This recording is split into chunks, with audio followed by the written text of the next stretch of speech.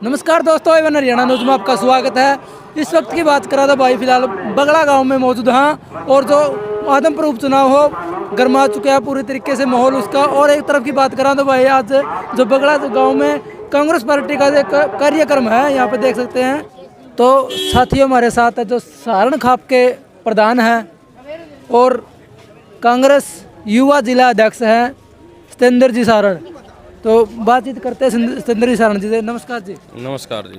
हाँ जी सतेंद्र जी, जैसे भी आज बगड़ा गांव में पहुंचे हैं तो किस तरीका का माहौल आपको नजर आ रहा है?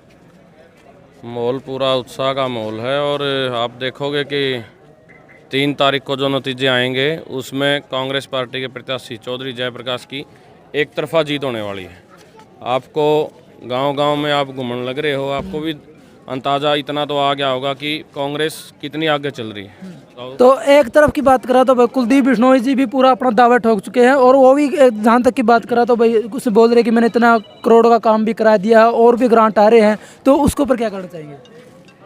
जहाँ तक दावे की बात है, मैं आपके चैनल के माध्यम से आपसे भी और कुलदीप बिश्नोई से भी पूछना चाहूँगा।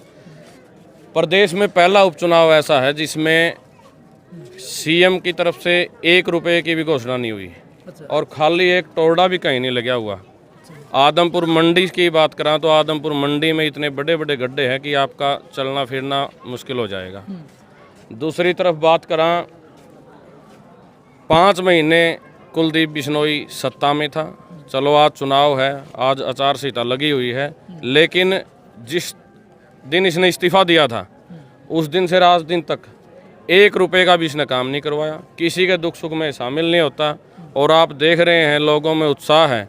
एक तरफ वो प्रत्याशी हैं जो दिन रात अपनों के बीच रहते हैं, जो आधी रात को भी अपने फ़ोन उठाते हैं, जिनसे बात करने के लिए किसी पीए की ज़रूरत नहीं होती। और दूसरी तरफ वो प्रत्याशी है, पहली बात तो वो इतना अपरिपक्व है कि अकेला वोट नहीं मांग सकता। वो या तो उसकी मम्मी या उसका पापा उसके साथ हरदम साथ रहते हैं। उनको पता नहीं कि इस चीज़ का भय है या वो राजनीतिक अपरिपक्व है। और दूसरी तरफ वो प्रत्याशी है जो अपने लोगों के लिए दिन रात स्टैंड लेता है और कुलदीप जी तो बातें करना है दुब्बर हो जाता है। कितना ही इनका कार्यकर्ता क्लोज कार्यकर्ता हो, इनसे बात भी नहीं कर सकता फ़ोन पे। दुख दर्द तो शामिल होने की बात बहुत दूर। देखो कुलदीप जी का कहना ये है कि मेरा ये गढ़ है और मेरा ही हल्का है, लेकिन जो जयप्रकाश जेपी जी वो तो बोले बाहर के हैं, वो तो बोले कि किला तारे हैं। बात अगर गढ़ की करा तो आप जिस जगह खड़े हैं वो हमारा गढ़ है। मैं सारण खाप का प्रधान होने के नाते आपको बता देना चाहता हूँ और कुलदीप बिश्नोई को बता देना चाहता हूँ, ये आज देख लो गढ़ किसका है। ये गढ़ कांग्रेस पार्टी का था। चौधरी पंजरलाल जीता करते तो कांग्रेस पार्टी से जीता करते। कुलदीप बिश्नोई ने विधायक बने, कुलदीप बिश्नोई तो कांग्रेस पार्टी से बने। ये गढ़ है कांग्रेस का, यहाँ से हमेशा कांग्रेस का प्रत्याशी जीतता आया है। और अब की बार भी पूर्ण लंबे चौड़े बहुमत से 23,000 से लोकसभा में यहाँ से आ रहा था भव्य बिश्नोई।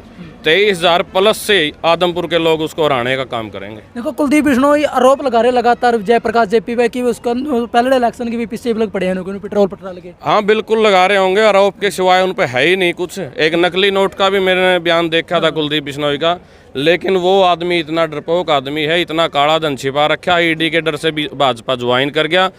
जिसके पास सावन के हरे को हराई दिखाई देता है, कुलदीप बिश्नोई के पास इतना काला धन और इतने नकली नोट है, शायद उसने दिन रात नकली नोट ही दिखने लग गए।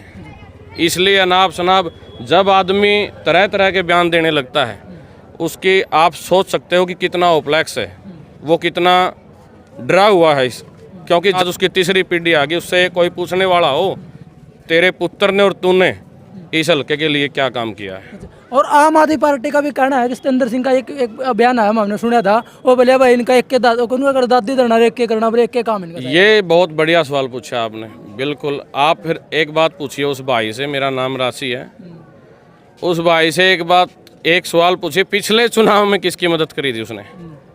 बीजेपी में वो एक पदाधिकारी था और कुलदीप बिश्नोई जब चुनाव लड़ रहा था, हर चुनाव में कुलदीप बिश्नोई से पैसे लेता है और कुलदीप बिश्नोई की मदद करता है।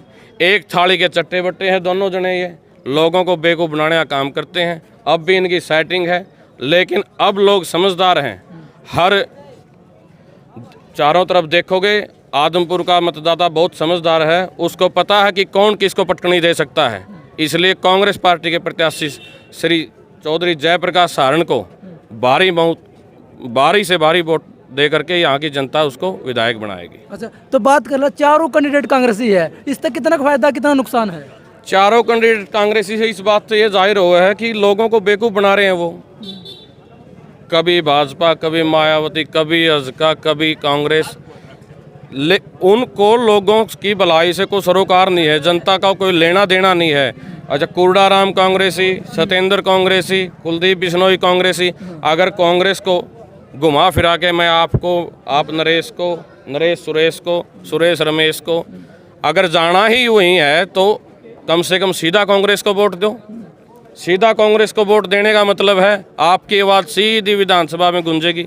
सीधा कांग्रेस को वोट देने का मतलब है यहाँ के जो मुद्दे हैं, यहाँ के जो स्थानीय मुद्दे हैं, उनकी आवाज़ सीधी विधानसभा में गूंजेगी और काम भी होंगे, हल्के का विकास होगा।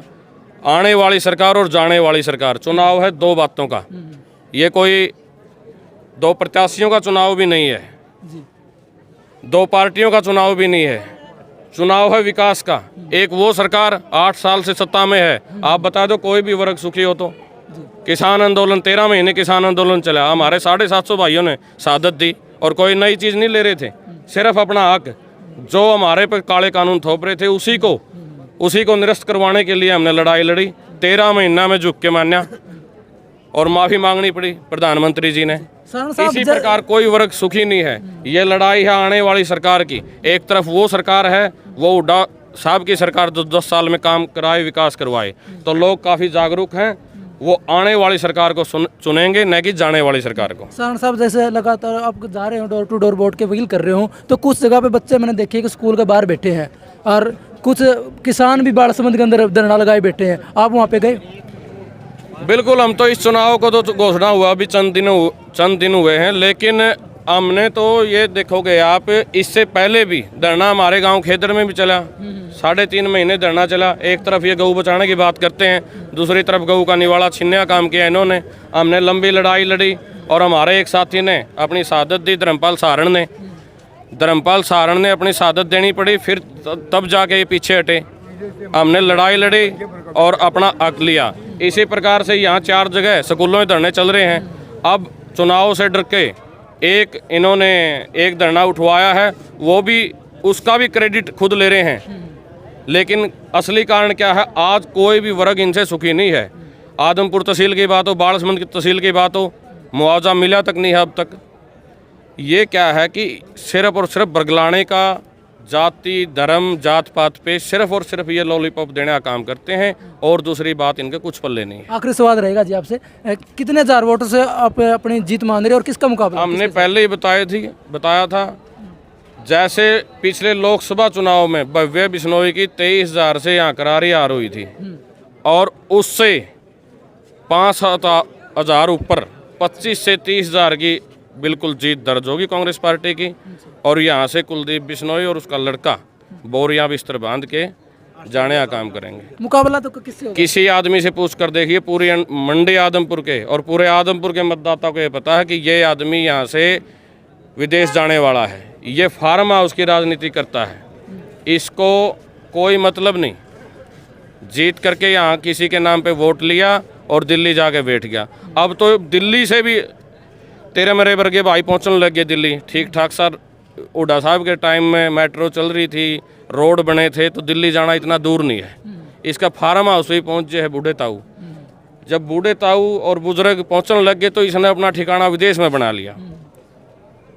तो ऐसे लोगों को तो सत्ता से बाहर करना पड़ेगा। मुकाबला अब जमाना बदल गया है। मुकाबला किसका जयप्रकाश? मुकाबला तो जब होगा नहीं, जब कोई उनके पास मुद्दा होगा वोट मांगने का। मुद्दा ही नहीं है उनके पास, कोई मुकाबला नहीं है, एक तरफा कांग्रेस जीतेगी। तो वे देख सकते हैं, जैसे ही हम सत्येंद्र सहारण जी से बातचीत करिए तो कहना है कि एक तरफा मुकाबला जीतेंगे जयप्रकाश जी, सभी को चटकनी देगा। तो आने वाला समय ही बताएगा, 3 तारीख या 6 तारीख का इंतजार रहेगा। तो आप हमारे साथ जुड़े, इसके लिए आपका बहुत बहुत धन्यवाद। जय हिंद, जय भारत।